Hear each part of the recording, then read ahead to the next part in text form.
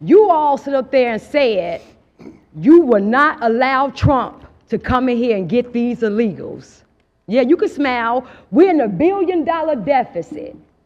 And you spent half of our money, half of that on illegals. You campaigned and doubled down that you would not raise property taxes. I won't raise your property taxes. You wanted to raise our taxes $300 million. They shut it down. Now we back here for $150 million. Okay. See, this is what we asking now. Since you want to crash out, some of y'all say y'all willing to go to jail for it. Trump, Tom Homan, make an example out this Negro right here first. Please come here first, because you know what? We're going to help you. We want a forensic Ma'am, I would ask that you, keep your, hold on a second, stop her time. Stop her time. Just a second. Stop her time. Ma'am, I would ask that you, if you want to continue speaking, you have to make sure that your language is appropriate, okay? All right. Alex. Okay, you can begin her time again.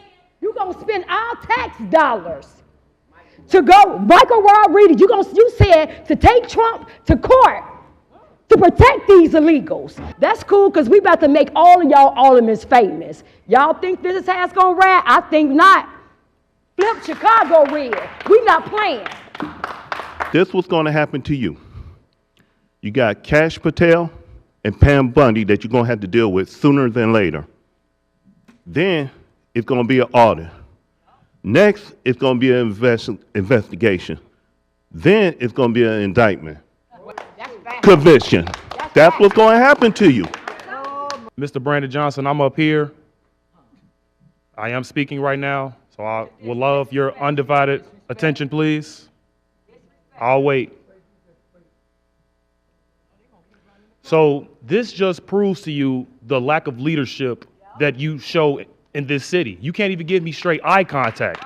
Now, I'm going to let you know now, the people of Chicago, we're done with you. It is insane how we have been voting Democrat for over 60 plus years, and we've never seen a change from people like you, Lori Lightfoot, Robbie Manuel. It is insane. Chicago was 37% red. In 2020, it was only 15%. So we're waking up. So you can pretend that this isn't happening, but I know for a fact that you will not have that seat the next election. You so strong about protecting those aliens, but you won't do nothing for the U.S. citizens.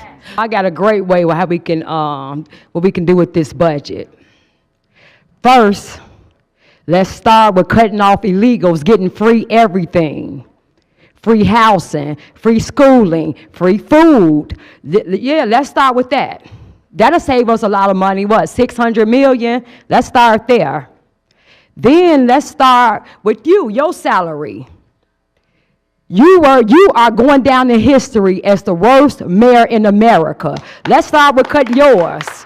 You making too much money. Let's start there. You Democrats, and you remember you told us to defund the police? Remember, you ran on that. Remember, you was the defund the police?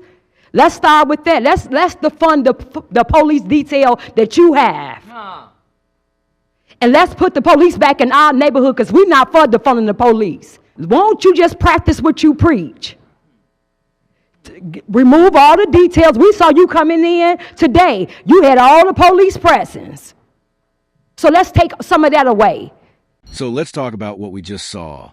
A woman openly calling the Chicago mayor the N-word on camera. Now, beyond the shock of hearing that kind of racial slur in 2025, what's really going on here? Why are people so angry with the mayor in the first place? Here's the deal. A lot of Chicago residents feel frustrated, not just with the mayor, but with city leadership as a whole. People are pointing to rising crime, economic struggles, and concerns about whether their communities are actually being heard. When citizens feel ignored, when they feel unsafe, that anger starts boiling over. Certain neighborhoods thrive, while others struggle with poverty and a lack of resources. Many residents say leadership is ignoring the areas that need the most help. So when you put all that together, crime, housing, policing, inequality, you get a city full of people who feel unheard, frustrated, and fed up. Now, Here's the key point. It's one thing to hold the mayor accountable and demand better leadership. That's fair. That's democracy. But resorting to racism, like what we saw in that clip, completely derails a conversation. Instead of focusing on policy failures, the spotlight shifts to hate and division, and that only makes the real issues harder to solve. But let's be real, being angry at leadership is one thing. Resorting to racism, that's crossing the line. You can disagree with the mayor's policies.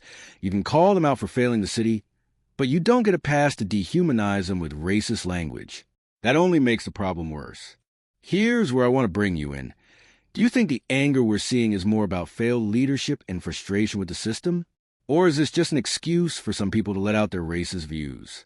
Drop your thoughts below, because I know this is going to spark some debate.